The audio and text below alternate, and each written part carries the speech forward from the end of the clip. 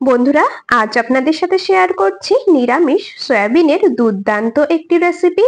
নিরামিষ দিনে এইরকম একটা রেসিপি হলে মাছ মাংস কিচ্ছু লাগবে না, শুধুমাত্র এই রেসিপি দিয়ে সমস্ত ভাত রুটি খেয়ে নিতে পারবেন। আপনারা কিন্তু ভিডিওটা স্কিপ না করে পুরো ভিডিওটা দেখতে থাকুন, না হলে একদমই বুঝতে পারবেন না আমি কিভাবে কি মশলা দিয়ে রেসিপিটা তৈরি করলাম। এদিকে আমি রেসিপি তৈরি করার জন্য ওভেনে একটা পাত্রে বেশ খানিকটা পরিমাণে জল খুব ভালো করে গরম করে নিয়েছি, একদম ফুটন্ত গরম। তার মধ্যে 100 গ্রামের মতো সয়াবিন দিয়ে দিলাম। সয়াবিন গুলোকে সেদ্ধ করে নিতে হবে বেশ সুন্দর ফুলে ওঠা পর্যন্ত আর একদম নরম হয়ে আসা পর্যন্ত। 3 থেকে 4 মিনিটের মতো মোটামুটি মিডিয়াম টু হাই ফ্লেমে সেদ্ধ করে নিয়েছি। আর এখন 3 থেকে 4 বার জল পাল্টে ধুয়ে নিয়েছি। জল পাল্টে ঠান্ডা জল দেখুন সয়াবিনের মধ্যে নিয়েছি, আর এখন সয়াবিন গুলোকে একদম চেপে চেপে জল ঝরিয়ে নেব। ঠিক এইরকম ভাবে সয়াবিন থেকে এক্সট্রা জল খুব ভালো মতো করে হাত দিয়ে চেপে চেপে ফেলে দিতে হবে। এইরকম ভাবে সমস্ত সয়াবিন থেকে জল ঝরিয়ে নিয়ে তারপর আপনাদেরকে দেখাচ্ছি। দেখুন বন্ধুরা, সমস্ত সয়াবিন গুলোর থেকে খুব সুন্দর ভাবে জল ঝরিয়ে নিয়েছি। এখন এটাকে সাইডে সরিয়ে রাখলাম। এখানে আমি এরকম মোটামুটি ছোট সাইজেরই 4টে আলু সেদ্ধ করে খোসা ছাড়িয়ে নিয়েছি।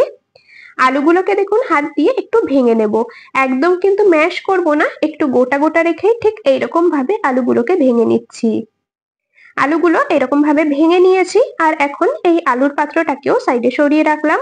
এখানে আপনারা আলুর পরিমাণটা নিজেদের প্রয়োজন মতো কম বেশি করে নিয়ে নিতে পারেন।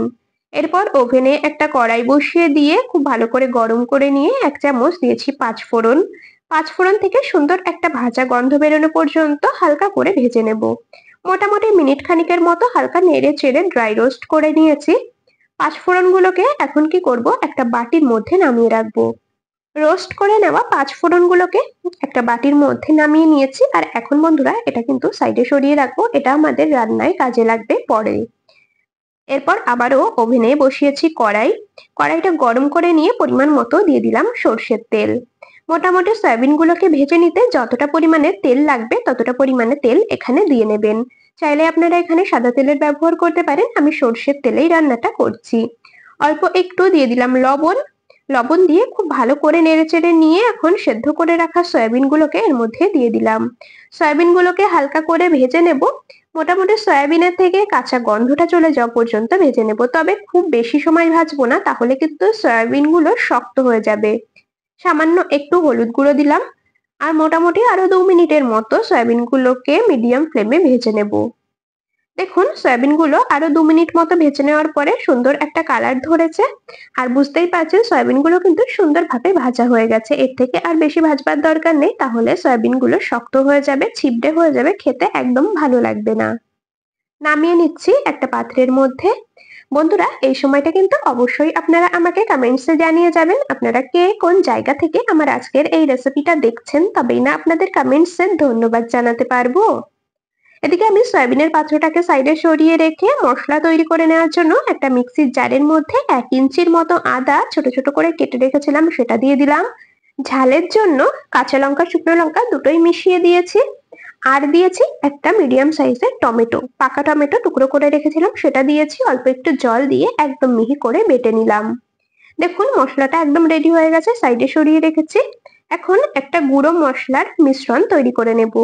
সেজন্য নিয়েছি একটা ছোট বাটি, তার মধ্যে দিলাম 1 চামচ জিরের গুঁড়ো, 1 চামচ ধনে গুঁড়ো, কালারের জন্য সামান্য একটু দিয়েছি লাল লঙ্কার গুঁড়ো, আর দিয়েছি পরিমাণ মতো হলুদ গুঁড়ো। অল্প একটু জল দিয়ে একটা চামচের সাহায্যে খুব ভালো করে মিশিয়ে মশলার একটা মিশ্রণ তৈরি করে নিচ্ছি।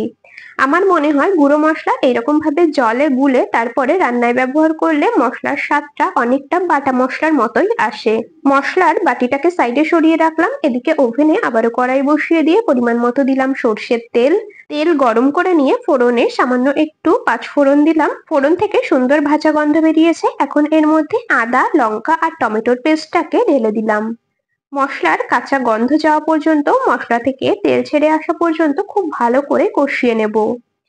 খুব ভালো করে একটু নেড়েচেড়ে নিয়েছি। আর বন্ধুরা, এখন এর মধ্যে যে গুঁড়ো মশলার মিশ্রণটা তৈরি করে রেখেছিলাম সেটাকে দিয়ে দেব। মশলাগুলোকে একসাথে খুব ভালো করে কষিয়ে নিতে হবে যতক্ষণ না মশলা থেকে কাঁচা গন্ধ যাচ্ছে আর মশলা থেকে সুন্দর তেল ছাড়ছে। বন্ধুরা, এই সময় আপনাদের কাছে একটা রিকোয়েস্ট, যদি চ্যানেলে নতুন বন্ধু হয়ে থাকেন অবশ্যই কিন্তু চ্যানেলটি সাবস্ক্রাইব করে রাখবেন, আর রেসিপিটা দেখে একটুও যদি ভালো লেগে থাকে ভিডিওটিতে একটি লাইক করে দেওয়ার অনুরোধ রইল। এখানে মশলাটাকে আমি খুব ভালো করে কষিয়ে নিয়ে তার মধ্যে ভেজে রাখা সয়াবিন গুলোকে দিয়ে দিলাম। সয়াবিনের সাথে মশলা দিয়ে আবারও কিন্তু খুব ভালো করে নেড়েচেড়ে মিশিয়ে নেব আর খুব ভালো করে কিছুক্ষণ কষিয়ে নেব। আপনারাও কি এইরকম ভাবে সয়াবিন রান্না করেন? যদি রান্না করে থাকেন অবশ্যই কিন্তু আমাকে কমেন্টসে জানিয়ে যাবেন, আর না করে থাকলে একবার বানিয়ে খেয়ে দেখতে পারেন, আশা করছি দারুণ লাগবে। সেদ্ধ করে রাখা আলুগুলোকে দিয়ে দিলাম, আর আলু আর সয়াবিন একসাথে মশলার সাথে খুব ভালো করে এখন কষিয়ে নেব।